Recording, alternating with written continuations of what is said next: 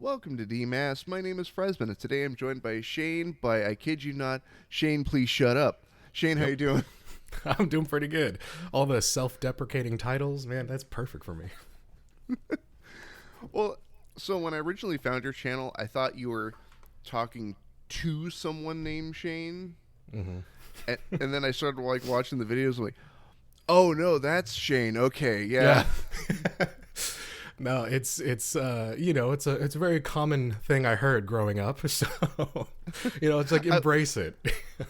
well, I was gonna ask, like, what's the because if I recall, you have a second channel called like Shayne Nobody Cares. Yeah, yeah. It, No, I so think it was more of a case of like getting in front of any like insults of sorts, and it's like shut up, no one cares. I have another one I'm thinking about making. What was it? It was a Shayne like we get it or something like oh, that's enough. Like you can stop talking or something along those lines. It's a brand at this point. Just all the self-deprecation titles. or aim for like the middle schooler BS, like Shayne, cool story, bro. Right. Yeah. That's my next one. That's my my shorts channel. Now, did which channel was the original? Was it Please Shut Up or Nobody Cares?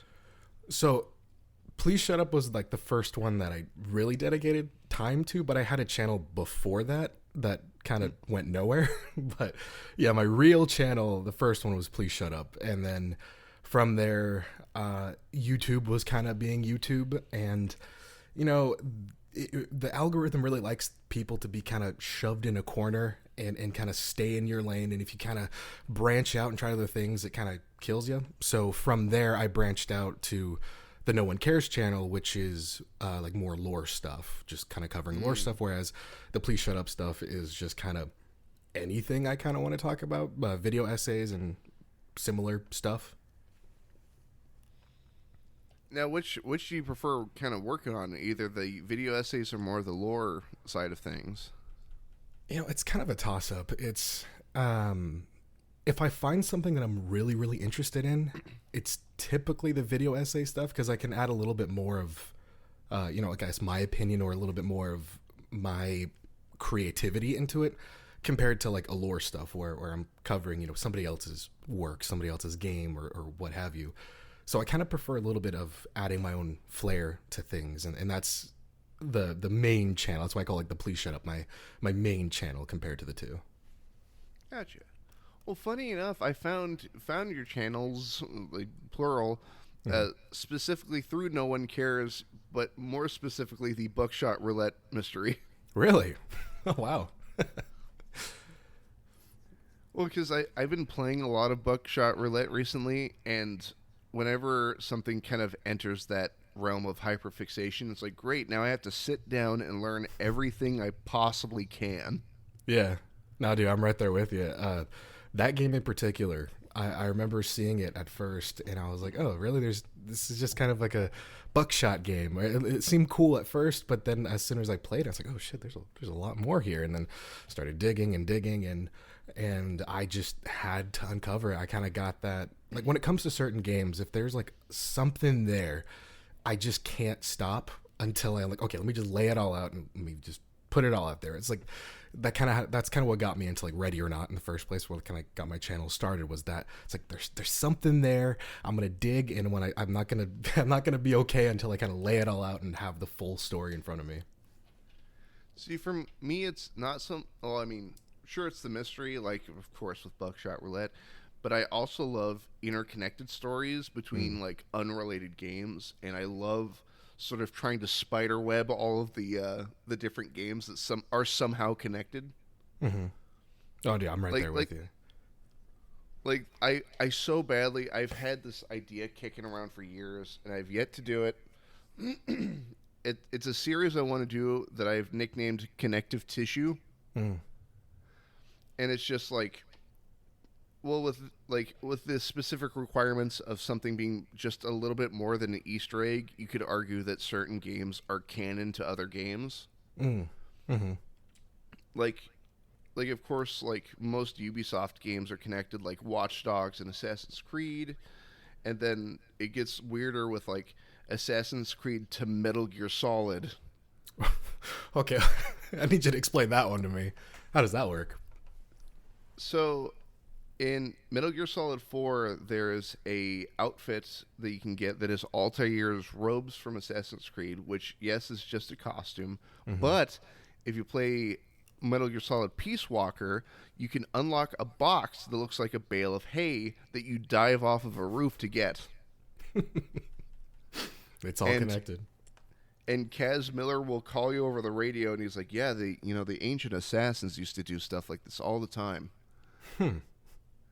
Man, Metal Gear Solid is one of those franchises that's like, I haven't played any of the games, but my God, that story. I've seen like story explained videos that are multiple hours, like going on 10 hours just to explain all the games, and it's like that is something maybe down the line I'll try to look at, but my God, those games are way too complex for me. It gets even weirder if you try to play them in chronological order. Oh, that's right. Yeah, because isn't it like 5 is technically the first one, or like 5 is like something along those lines? 5 is technically like the third or fourth game. Oh, okay. It's weird. Like, it's like 3 Peace Walker Portable Ops 5, and then Metal Gear 1, Metal Gear 2, Metal Gear Solid, Metal Gear Solid 2, MGS4. It's weird. Well, that makes sense. And it's even weirder because like the Metal Gear Solid 4 is like, oh, the grim future of combat, and it's like, oh, it takes place in 2014. The distant future of 2014. So, do you happen to be a fan of science fiction, like general science fiction? Oh my God, yeah. I'm a massive science fiction nerd. So I love speculative science fiction, especially when the year that it has or supposed to have occurred has already happened. And like the biggest one is like Blade Runner happened in 2019. That's right. Then, didn't they make, what was it, 2039, and then in between that there was like another one that was 2020 or something like that, or 2025, or I don't know, there was like a web series on Blade Runner. If I remember, there was there was Black Lotus, which I'm not sure when that takes place, but then there's 2049, which is 23 years from now. Yeah. Which means the majority of us will live to see that. Yeah, I'm waiting for the replicants, man. I mean, we got those cool Boston Dynamics robots. I like them. Yeah. But no, honestly, speaking about things that are connected, Blade Runner and Alien, and what is it, Future Soldier or something like that? There's like another one. There's Firefly. Is that connected to it? So in the very first episode of Firefly, the binoculars that Captain Reynolds is looking through is sponsored by Weyland-Yutani. Oh shit! It's all connected at this point. I mean, thank goodness for photographic memory on top of that. Right. So I can keep a handle on all this. I just like. There's a book I think I've mentioned on the show before, but I'll mention it here again because it's hilarious to me. It's a book written in the 50s called My Name is Legion by Roger Zelazny. And the whole thing is like, in the distant future, we'll have telepathic dolphins and like mind-controlled robots in the far-off magical year of 2007. Right. The distant future. Yep. Man, I wish I could have a telepathic dolphin. I want the robot. That thing's awesome. It has a cool name too. It's called the Hangman. Oh, that's dope. It's amazing. Yeah. But so Shayne, I'm looking at your channel here. Well, I'm looking at your multiple channels here, and what made you want to dive into doing YouTube? Where did that start? So a couple years ago, when I was still in college, I'm an English major, English and theater. But one of the best ways to I guess, learn something is to teach it. So I started my channels, or at least my first channel, or technically my second channel, about kind of film stuff. So Shayne, Please Shut Up initially started about narrative design and story based stuff. So if you look at my older videos, a lot of them have to do with, you know, why this story worked, why this one didn't, narrative this, narrative that. And from there, it kind of became something I could support myself on. It really never was kind of like a career goal. It was more of just kind of like a creative outlet. Again, particularly with just trying to get better at writing myself. I mean, I don't necessarily call myself a YouTuber. I like to call myself a writer. Because again, all these videos, I have to, you have to write all these videos, got to edit all these videos. But yeah, it started out as just kind of a way to get better at something, and then I just kind of fell into it further. And then with your secondary channel, is that you said it's just more exploratory in terms of lore? Yeah, because that's kind of what started. So I started off with all the narrative stuff, and then I started covering lore, on particularly Ready or Not, and in that game really exploded my channel. And then, like I said, it was just that kind of a case of doing two different things on one channel, and YouTube really not liking that. And so I just kind of like threw all my lore stuff on one separate channel and just kept my video essays to the main channel. But yeah, it was more just kind of exploring the lore of just kind of games I've been interested in at the time. I've covered, games like Buckshot Roulette. In fact, I'm going to be covering a lot more of the Mike, what's his last name?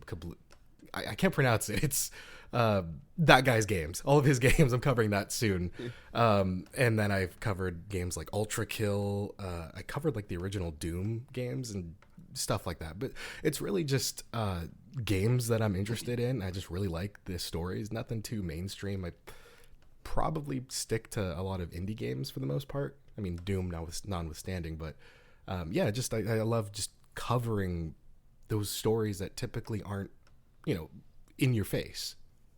Well, it's like you mentioned Doom, and that's a really good example because the story is not spelled out for you, or at least wasn't originally, and like the amount of not only theorizing but sort of gleaning meaning from the actions that the main character takes and all this, and then like there's of course non-canon material like the Doom novels and the comic book.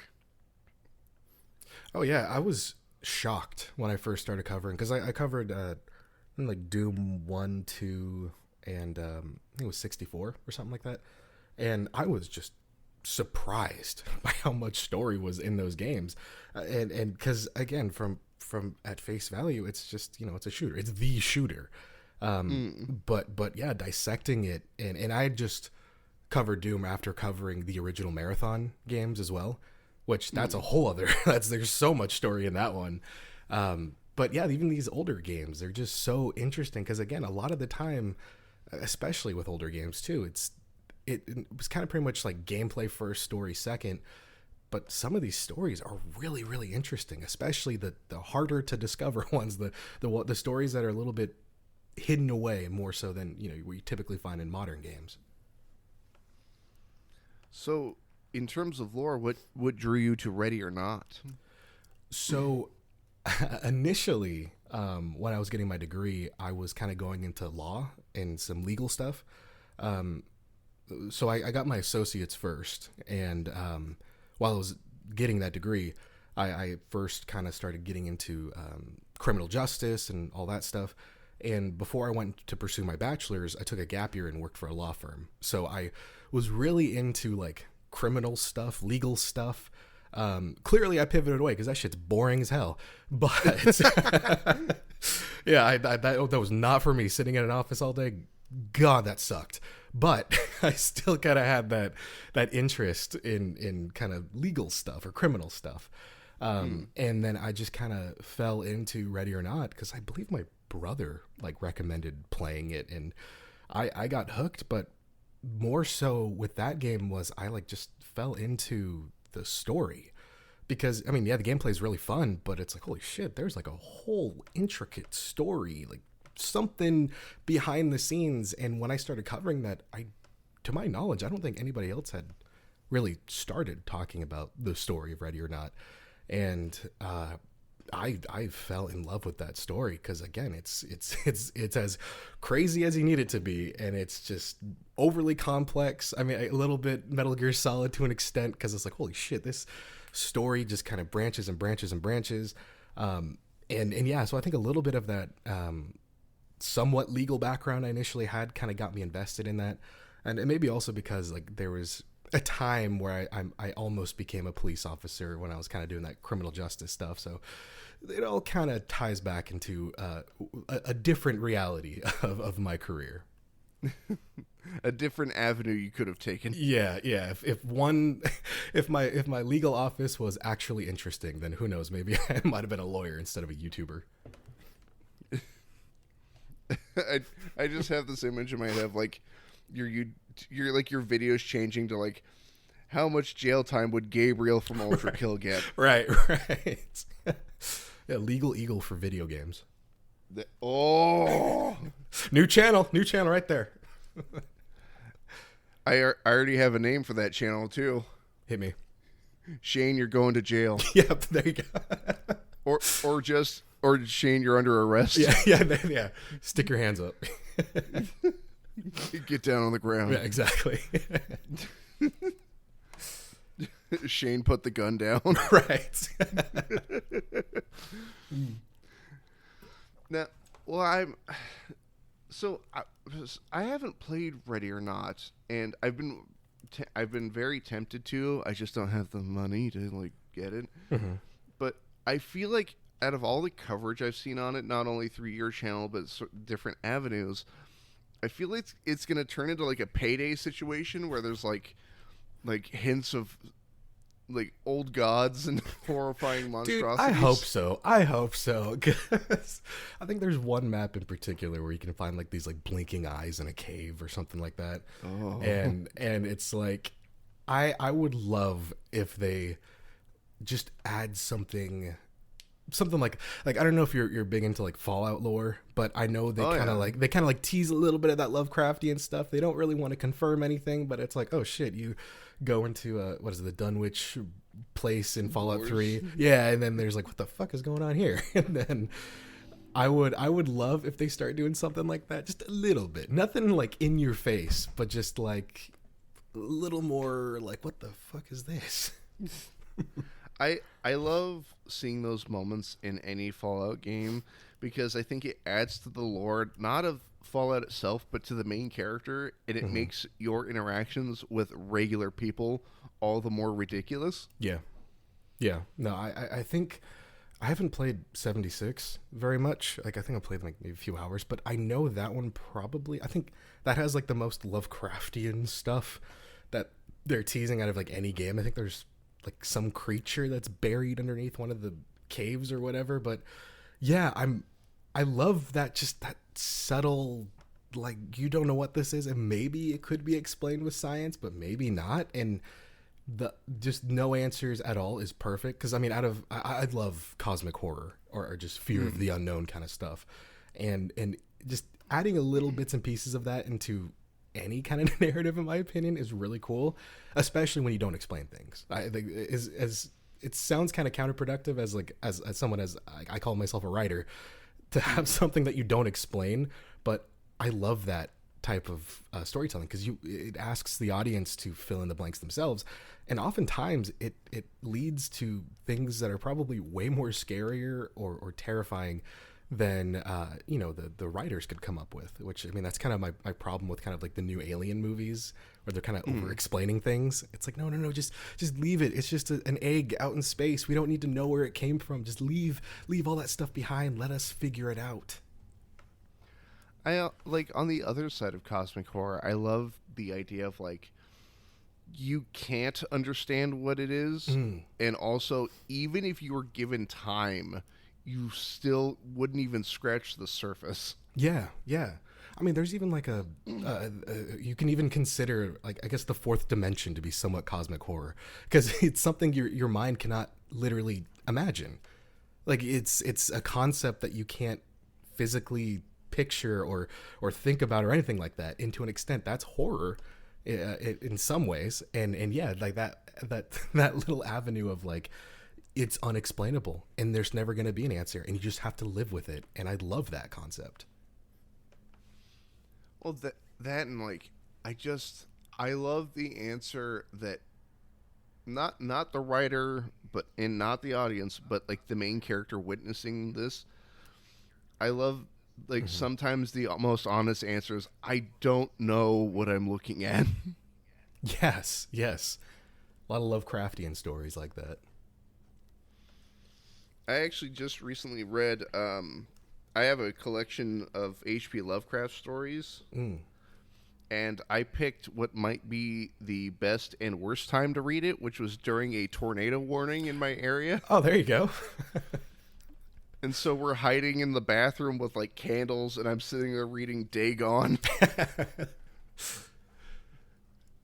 Yeah, I just bought a it's like a illustrated, or I guess more like painted, to be honest, Call of Cthulhu story, and it's like beautifully painted.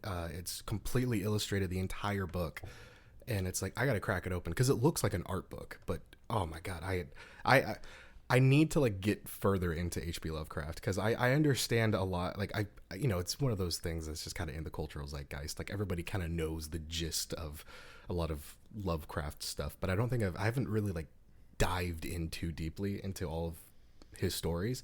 I think that's probably going to be my part of my New Year's resolution of sorts. Get back into reading because I mean, shit, I'm probably like the worst English major out there. I haven't read a book since I graduated. I don't know why I thought you were going to follow up with, and I can't read. Yeah, I can't read also. I'm illiterate. I don't know how I got my degree.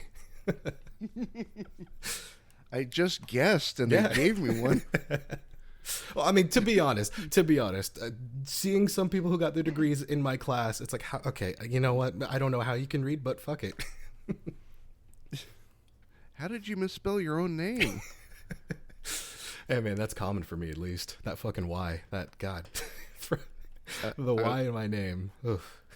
I went to, not middle school, I went to high school with this guy that I don't know what was going on. Mm-hmm. Could not spell his own last name. What was it? Rosenbaum. So how do you spell it? Rosenbaum. Rosenbaum. And he misspelled that? Yes. How? Like, what was there? Like an extra U? Like he would forget the A in the Baum part, or like throw an I in there somewhere. And we'd occasionally lean over, like, dude, you gotta. It's not that. Right. Like, we can see the attendance sheet over there. That's not how it's spelled. Right. Just a little special. I think he was professionally not paying attention. Yeah. Oh, it's fine, whatever. I'm like, but you're gonna fail the class if you keep. All right. Yeah, right. Fine. Got to roll with the punches, man. You know what? You do you. Mm-hmm. Have fun. Mm-hmm. So where do you see your channel going from here? I think I want to start pivoting a little more. So my background's in like English and writing, and I kind of want to start producing short films of some kind. Like last year, I wrote, I think, like 4 or 5 short films based on video game properties. And I'm really hoping I can produce at least one of those this year. But I would love to just start kind of pivoting a little bit. As much as I love doing video essays and lore stuff, I just kind of wanted to start doing my stuff. me, because at the end of the day, this is kind of, it's transformative. I'm taking somebody else's work, and then I'm either explaining it or kind of explaining my interpretation of it. But I haven't really done like a me thing yet. And I think I'm going to try to start leaning more into my work, my stuff. I'm hopefully going to try to get a comic up and running this year. I wrote a comic, and I've been in contact with a artist, so hopefully you can get that going. And if I can get that going, then I was thinking of doing another series on either another channel or one of my many channels, just talking about the process of writing a comic and getting it made and yada yada. So we'll see how that goes. But yeah, I think in the future a lot more of just my creativity instead of again transforming somebody else's.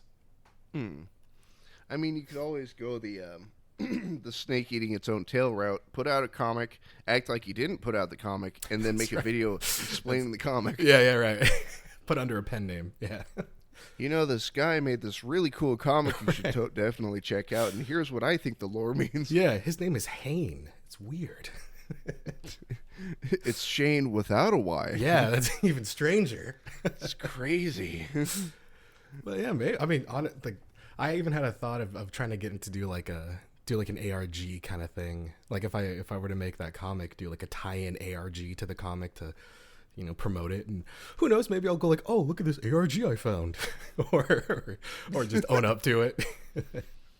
or you got to do what a lot of like certain horror creators do, where they just put like binary code at random parts of their videos. Right. Throw some weird shit in the description. Or just a face flashes on the screen every once in a while. Yeah, never explain it. Somebody brings up, I don't know what you're talking about. Yeah. That must be a you thing. Yeah, that's a you thing, man. Do you smell burnt toast? I smell burnt toast. I was gonna just gaslight my entire audience.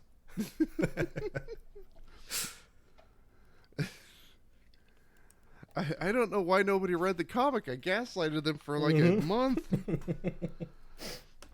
I'm not the problem. They are. Am I out of touch? No, it's the children. Exactly. Oh, hey, man, that's the most YouTube thing to do, right? I can't be wrong. I'm the one making the video. Exactly. Pulling a Matt Pat from Game Theory. Yeah. Scott Cawthon, the creator of the series, is wrong. Yep. I'm just gonna start telling the Ready or Not guys. It's like, nope, your story's wrong. I'll have you know, I play your games. I'm gonna correct all your stories now. I hope somebody got fired for that blunder. Right.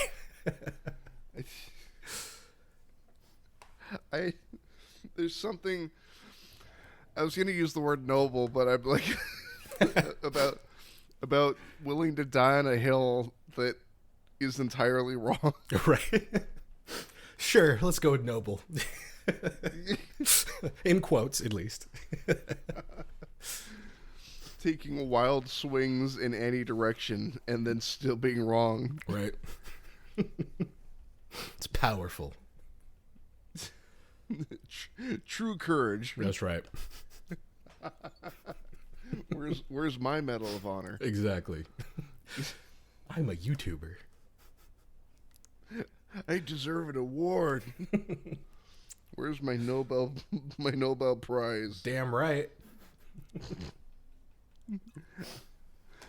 I have this image of like you put out a comic and immediately just start like at Marvel. Right. When can I start?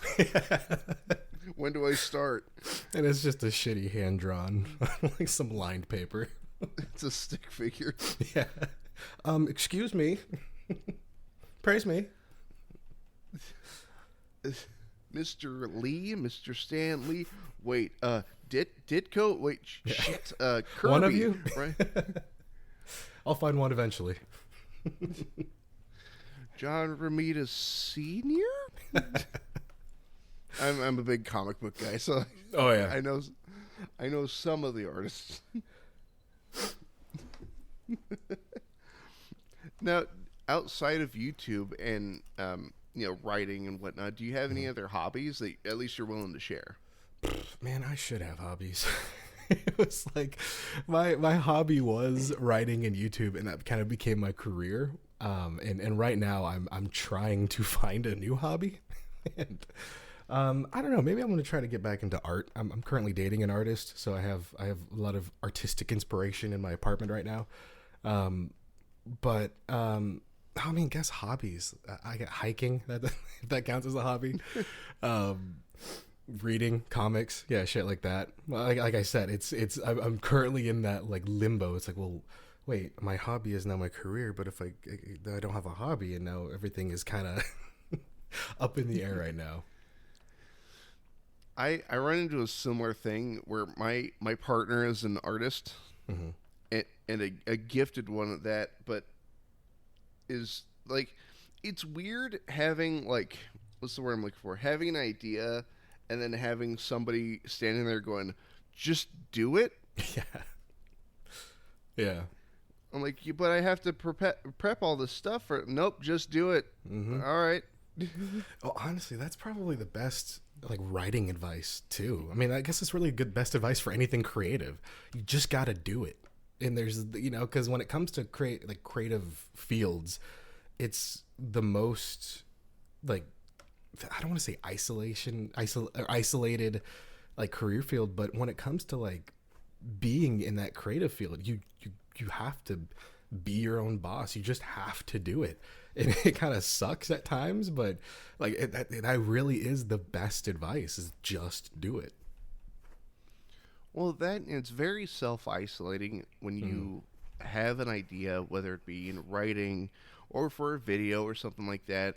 And sure, you can kind of share that concept with another person that shares the same interest, but only you have like the full picture. Yeah. And like I run into that from time to time because I write occasionally. I have not put anything out there. Hmm. It's just a whole thing. I make weird characters and then I write about them. Just got to do it. Put it out there. I well Right? well that's the thing is like I have a starting point already, like it's already written and finished, but I don't. It's not that I don't want anybody to read it. I want people to read it, but I'm scared it's gonna suck. Well, that's what it is. You just gotta put it out because one of my biggest, I guess, writing flaws is I get stuck in the world building phase way too long, and I'll just world build and world build and world build, and then I won't actually write the story. And then when I finally write the story, I don't want to show anybody because I can just keep adding on to it and adding on to it and adding on to it. Because to an extent, YouTube, it was like that for me in the beginning. It's like, okay, just gotta tweak this, tweak that, tweak this, tweak that. And you just gotta put it out there, just gotta do it. And that's kind of where I am right now in my writing too. It's like I have a bunch of completed stuff, and I just gotta put it out there. Just gotta give it to people. And the only way you can get better at it is from hearing people's opinions on it. Hear people, whether it's positive or negative. I don't want to say all criticism is good criticism, but to an extent it is. And it helps a lot. Well, it usually helps me kind of narrow down parts of the writing process, if that's what you want to call it. I don't like whenever I see like sort of the high school version of creative writing where it's like you got to write an outline and then narrow it down and first draft, rough draft, and all this. Yeah. I more so write. I'll write the character first, and then I'll write the story around the character. But I have strict rules that the character has to follow. Like if I have a character that has like say a superpower or something, they're restricted to only that. There's no like, oh, I suddenly gained something else. Nope, it's you have this and that's it. Yeah.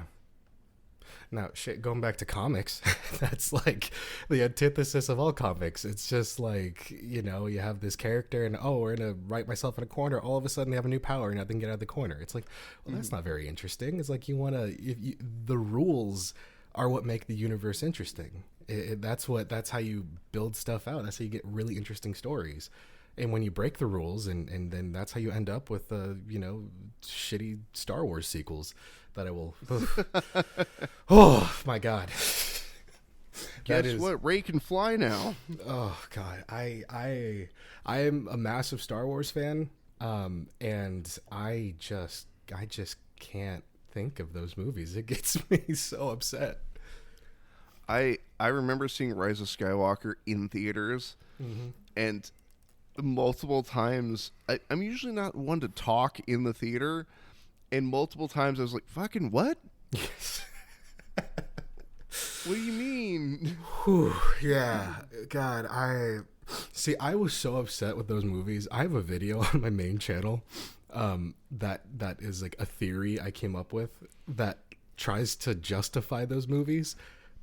And the explanation I came up with was that the sequel trilogy was in-universe propaganda, which explains why nothing makes sense. It feels like somebody who has like a very poor grasp on the concept of what those movies should be about is just kind of making up a story that really doesn't make sense if you think about it. And it's like the theory I was working with was like, oh, it's in-universe propaganda to hide the true events that actually occurred. And what those events are, who knows? But that's like the only way I can that's the only way I can justify those movies, because that could be interesting. Dude, if Rise of Skywalker ended and like the camera pulls back and there's like in a theater full of rebels, like yeah, exactly. But I mean, it's like, God, I was a diehard Star Wars fan growing up, and I saw all those movies in theaters, and I remember the hollow feeling I had after watching not only The Rise of Skywalker but The Last Jedi, and I don't think I'm over it yet. The last kick in the nuts was the Kenobi show, but so I'll have you know, when The Last Jedi came out, I saw it drunk. Yep. Perhaps the best way to see it. Well, so the condition in which I saw it could not have been more ideal. It was the middle of the day. I'm drunk alone in an empty theater, and I'm laughing my ass off the entire time. And the thing is, usually when I'm drunk, I'm not like loud or obnoxious. I get like more logical. I turn into a Vulcan, essentially. Yeah. And so I'd laugh about something, and then it's up like, wait, that doesn't make any fucking sense. Right. What do you mean? What's going on? Somehow Palpatine returned? Oh no, I inhaled wrong. Oh. Uh-oh. Star Wars is killing me. Yep. No, man, it's Disney.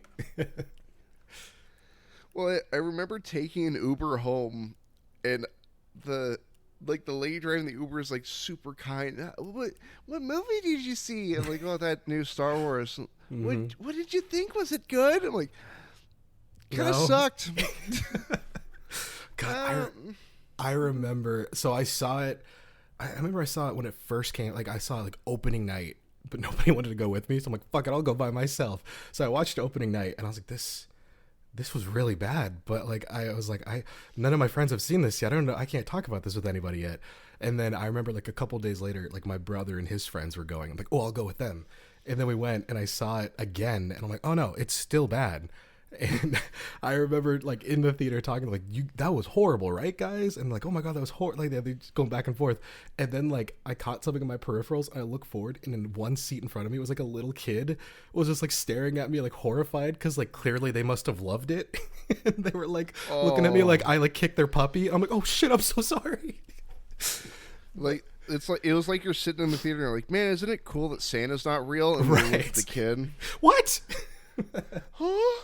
Dude, honestly, hold on. Speaking of that, I was out walking the other day, and I happened to overhear some kids discussing the theoretical possibility of Santa existing, and all I heard was a kid saying, "Swear to God that he's not real. No. Swear to God Santa's not real." And then like I couldn't hear the response. I'm like, okay, then what about the Easter Bunny? What do you mean you don't believe in the Easter Bunny? I was like, oh my God. Like, who are these kids?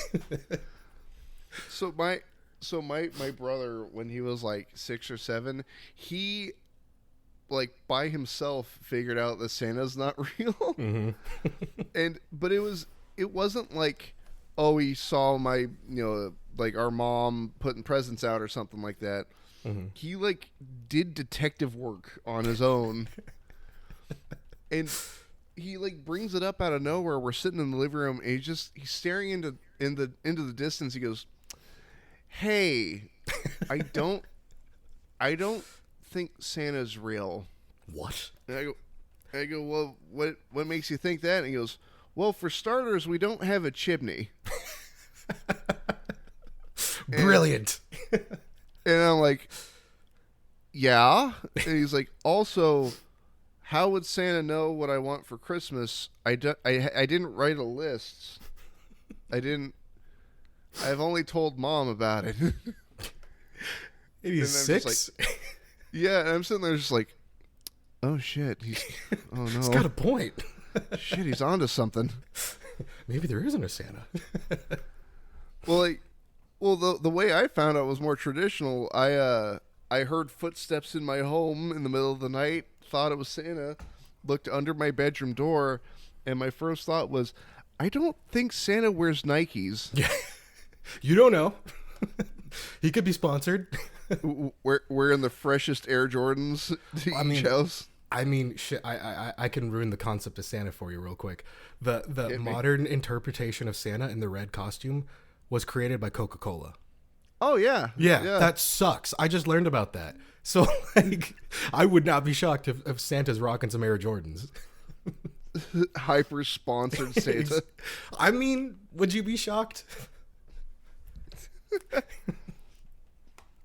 I just imagine like, the tinkling of magic as he comes down the chimney, and then you hear like the Spotify, "Want a break from the ads?" Exactly.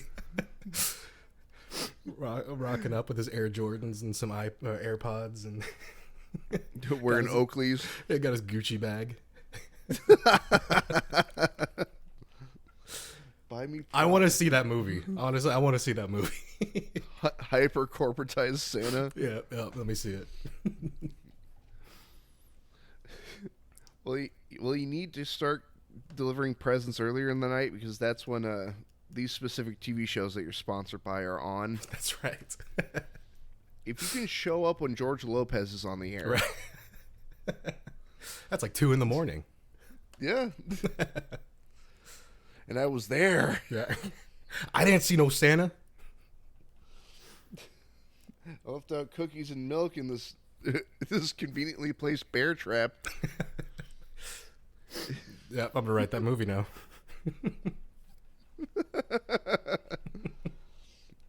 I say, if I start seeing comics, I want royalties, man. Right. Corporate Santa.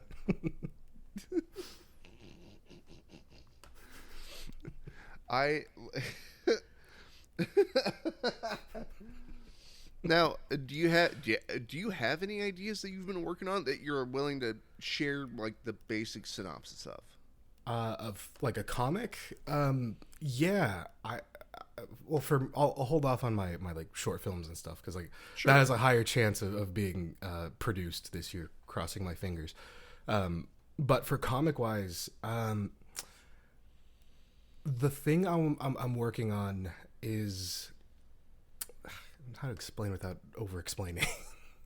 I love the SCP universe, and I've always loved the idea of a little bit like, imagine the SCP universe, but instead of you have all these like interdimensional things, they're kind of focusing on like superheroes of sorts, or just like mutants or something like that. So like that's kind of it's a very grounded, but also not really an extent. But moreover, I wanted to create a comic series that kind of follows the maybe a theory that like the MCU did, where it's like you watch this movie, then you watch this movie, and you watch this movie, you watch this movie, then it makes sense to watch this movie. Instead of doing like, here's one character, here's another character, and if you read 30 issues of this character, you better read 50 issues of this character to make sense for this issue. I kind of want to have a story where you follow one character for 20 issues, then when you get to issue 21, it's like all of a sudden it's a different character. And you just need to read 1 to 100, and maybe it'll cover, one hero for one issue, one hero for another issue, but it's just kind of all linear. It's a lot easier to understand. Because, like I said, I'm taking that kind of MCU movie approach to it. But for characters and stuff like that, I kind of have a different character for like different. God, again, how am I going to explain this without over-explaining? Different superhero archetypes. You have like, I guess, the corporatized hero. You have like the vigilante. You have, I guess, a military-based hero. But I'm taking all these concepts and adding a slight twist to it. And the very first character I'm working with is kind of a twist on. Again, I'm trying not to explain too much. It's like, imagine a universe that will eventually fall into like a cyberpunk world, right? And it starts at like one city, and the first character kind of deals with that overreach of corporatism, of these corporations trying to begin like the very early stages of what, who knows, maybe 100 years, 200 years down the line will eventually evolve into like a cyberpunk thing. And that's like the very first hero I'm working with, is like the overreach of corporatism and how this specific character gets caught up in the mix. But in the background, there's some weird, again, SCP light stuff going on. I know it sounds incredibly vague, but there's a story there. There's something happening somewhere. Yeah, exactly. There's a thing and a character, and stuff happens. So I'm not gonna lie, the SCP thing made me clench just a little bit because okay, hear me out. I need you to hear me out. Uh-oh. No, it's nothing bad. It's nothing bad. I've been writing a small connective universe thing, but the exercise is, so I have a habit of whenever I play a game, I will make a character that fits the world of that game. It's not so much like, I'll make myself or a pre-existing character. It's like somebody ridiculous that happens to fit within the purview of the story that's being told. But the exercise that I've been doing is trying to figure out a way that all these characters from past games that I've made can coexist. And like one of them is from a wrestling game, and he is currently the standing world champion of that wrestling game. He's called The Mistake. You're familiar with the shape of an M&M, right? More or less.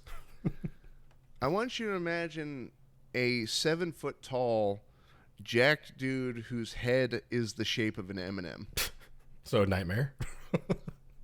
Or a mistake. Or a mistake. And I wanted him to be like an overarching villain, but I'm specifically straying away from the quote-unquote evil Superman type. So he is not bulletproof, he cannot fly, but is very strong, very durable, that sort of thing. But my theory surrounding him is, I want these stories to be not, like, of course there are fantasy elements, but I want them to be grounded in reality, or at least modern day reality. Like, sure, there's the comic book version of like, what if Superman were real? Right. But in reality, if there was one guy that is strong enough to pick up and throw a car, we're fucked. Like that's the measure. Like, if they can throw a car with little to no effort, we're done for. They don't have to fly or shoot lasers. And like, I've made my own little quote unquote SCP foundation, but it's not I wanted to stray away from like the shadow government thing, Yeah. and I figured it's less terrifying to me when it's a shadowy presence, but it's more terrifying to me if it's something everybody agrees on. Mm. Mm-hmm. So it's a company that is understood and accepted by like the United Nations, and there's a hotline that you can call if you see something weird. Mm. Like it's an ever present just problem. Yeah. Okay. I like that idea. And like there's other asinine characters I've made, Right. like there's an android called Shogun Shitbag and all this, and Yeah. Yeah. I love the concept because so the SCP like thing I have in my universe. I had them kind of the whole concept of them. I kind of had like a UN tie-in as well, but it was more of like around World War One and World War Two. These individuals started popping up more to the point where like, okay, there's a problem here, and then like all of a sudden in like the 90s and 2000s, it's like, okay, there's a lot more now. All these governments of the world are like funding this I guess UN branch off organization to like, okay, what the hell is going on? Who are all these people? Why are they all of a sudden popping up? And that's kind of like the overarching story that would connect all the heroes and stuff in my universe. So it's less shadow, more like I guess government entity that if you really wanted to find, you could probably dig eventually and find it.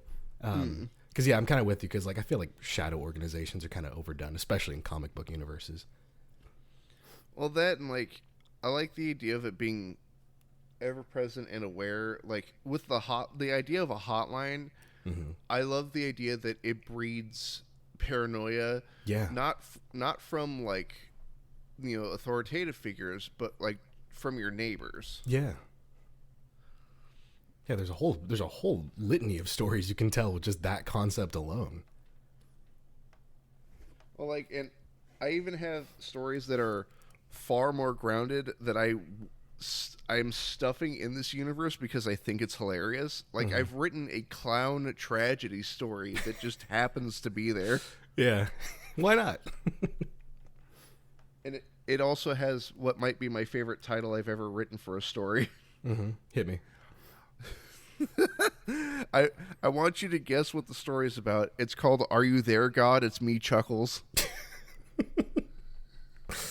Is it a depressed clown?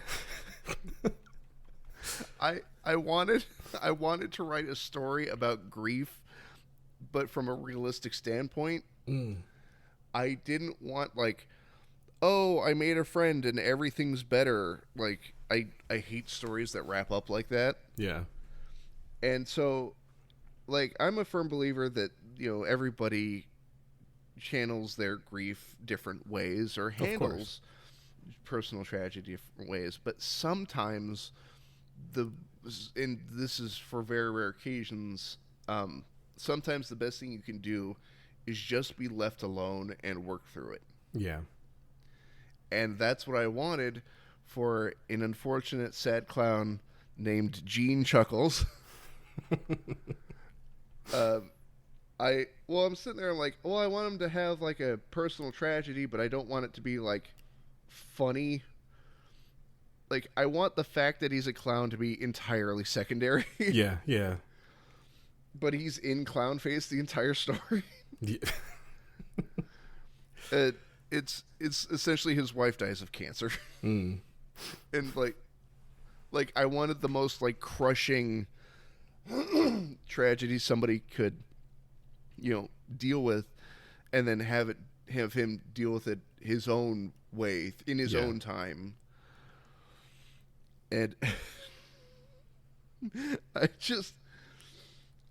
there's something about just the title, Are You There, God? It's Me, Chuckles. Yeah. It's a great time. See, that sounds like it would be like a stage play, like a one location monologue heavy play. And I could genuinely picture that being a good play too, like just a sad clown. Hey man, if you want to work together on it, that'd be It also reminds me a little bit of I think it's from Watchmen. I mean, I'm sure it's a real quote, but like when Rorschach Pagliacci. yeah, Pagliacci, yeah, it's like, but doctor, I am Pagliacci. I wanted moments of like people asking him to do tricks, but he's like too sad to do them. Yeah. That's a really good, genuine. I like that concept a lot. Hey, can you show my kid a magic trick? I don't have anything on me. I'm sorry. What? But aren't you supposed to be a funny clown? Sure. I guess. Yeah. And what's even worse is my partner came up with the name for the wife, and it's just cutesy enough that it hurts more. Mm-hmm. The wife's name is Mary Ann Giggles. Wait, was she a clown too? Yep. Oh no, not the clown marriage. Not the happy clowns. Did they have little clown children? Well, like the idea is that she's like the happy like birthday clown, but he's like kind of the sad like tramp clown with like the painted on beard and looks all sad. Yeah. But then it goes from being makeup to just being him. Yeah. Even clowns can cry.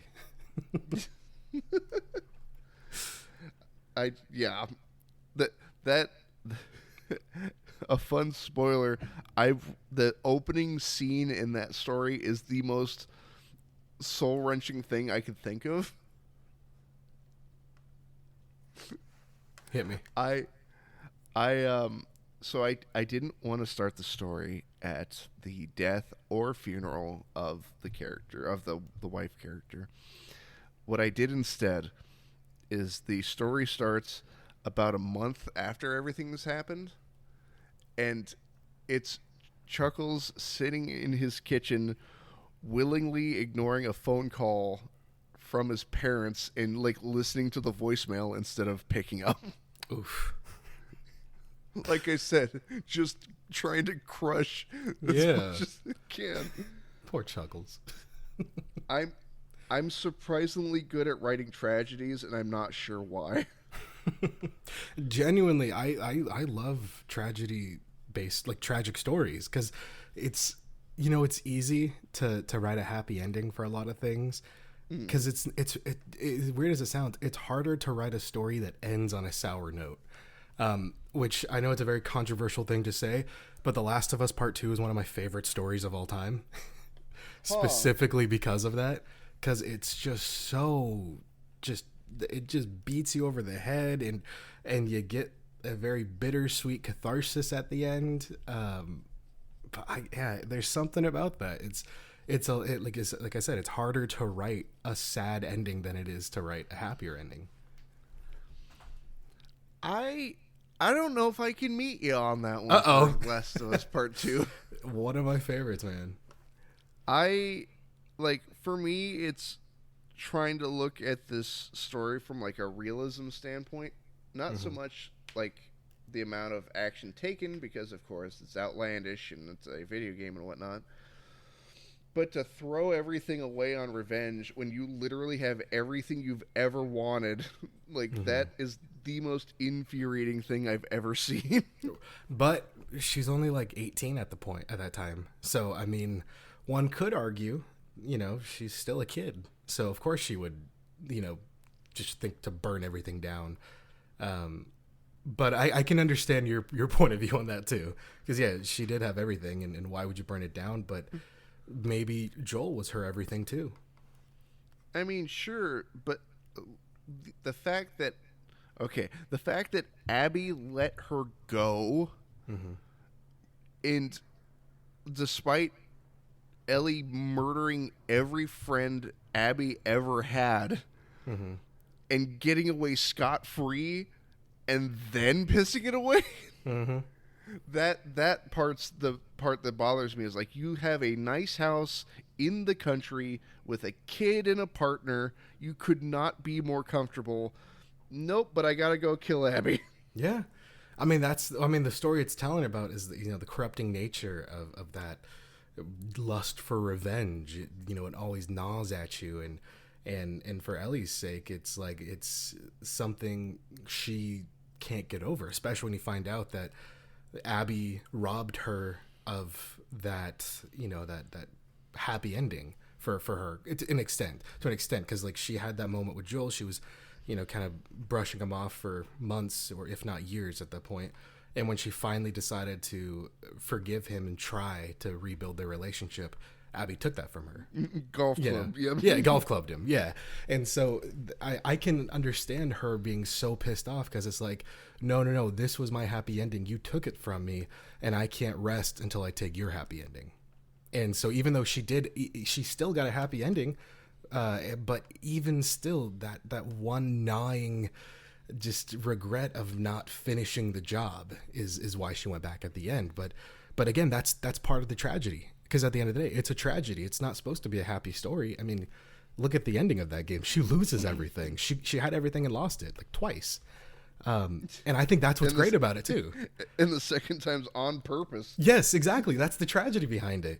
And that's why I really like that story, because it's like, God, that sucks. It's like she had everything. She lost everything. And it's just something about the trying to tell a story like that, a story that again does not end in a happy ending, easily could have ended with her killing Abby and put the sunglasses on and go like fuck yeah and riding off into the sunset or something like that.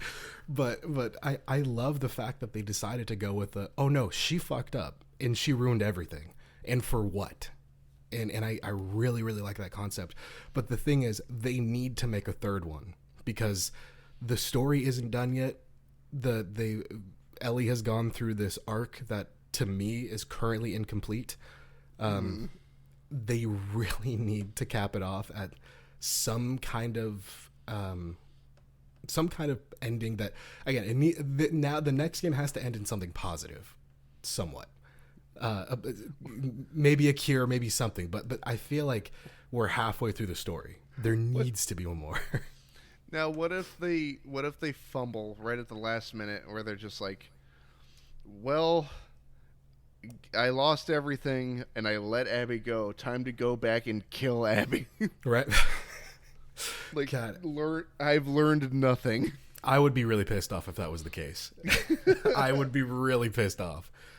But I mean, I could see them coming back and going like, telling like maybe a mirror story of the first game, with Ellie being kind of in a Joel position, escorting somebody or somewhere along those lines. Kind of give Ellie a mirrored Joel arc, because to an extent she kind of had that in the second game. But I think her dying in the third game would also be kind of like a good ending. Maybe she finally dies and maybe they can make a cure from her, or maybe not, who knows. But I really like 2, but I need one more. I need one more to complete the story. I have this image in my head of like how it's like, oh, we need Ellie's brain to synthesize the enzymes to make the cure and all this. Mm-hmm. And I have this image in my head of like, she dies in a way that renders it useless. like a fire, just like, yeah. There's no way in hell. Yeah, exactly. I'm doing this for the greater good, and it's like, oh, yeah. No, it's like that scene from World War Z where the guy's on like in the airplane. You know what I'm talking about? He's like going up the runway, or the big AC-130. He trips and shoots him. Yeah, shoots himself in the head. Yeah, that's how Last of Us 3 is gonna end. Ellie's gonna be right there at the door, then she's gonna trip on a stick and shoot herself. The end. Or gonna trip and then shoot the one doctor that knows all the answers. Yeah. That's how I want Last of Us to end. The most like downer ending ever. Yeah. Everything sucks. Everyone's gonna die. The end. It's like, oh, cool. Sick, great, fun. Wow, thanks. And also, Abby wins for some reason. That's right. Abby is a cure too, and she can deliver the cure without dying. That's the big twist. Turns out it was just a shot. It turns out the cure was the friends we made along the way. We truly are the last of us. That's right. That's how it is. That's the last line of The Last of Us. Oh. Yeah. Now, Shayne, we have crossed the hour mark. I know we talked about like 45 minutes or 50 minutes, but I think we'll begin wrapping this up because I do need to head to work soon. Yep. But I do have, first of all, it's been an absolute blast talking to you. Oh, likewise, man. And I do have 2 questions to get us out of here today. Okay. The first one is, do you have a video on your channel that you're particularly fond of that you'd like to see in the description of this video? A particular video? Oof. I honestly, why not that the buckshot roulette one? That one's pretty good. I like that one a lot. Nice. And I also highly recommend that one. I really enjoyed that one. But and then the second question to get us out of here, would you be open to coming back as a return guest? Oh, of course, man. Anytime. Fantastic. Now, party people at home, thank you for hanging out with us today. There will be links to Shayne's multiple channels and the buckshot roulette video in the description, also as an end card as well. Pardon me, hiccup. And Shayne, thank you so much for hanging out with me today. This has been an absolute blast. Oh, thanks for having me, man. This is great. Absolutely, and I hope to have you on again real soon. Hell yeah. And with that, party people at home, this has been Demasked. My name is Fresman, and I'll see all of you next time. Deuces.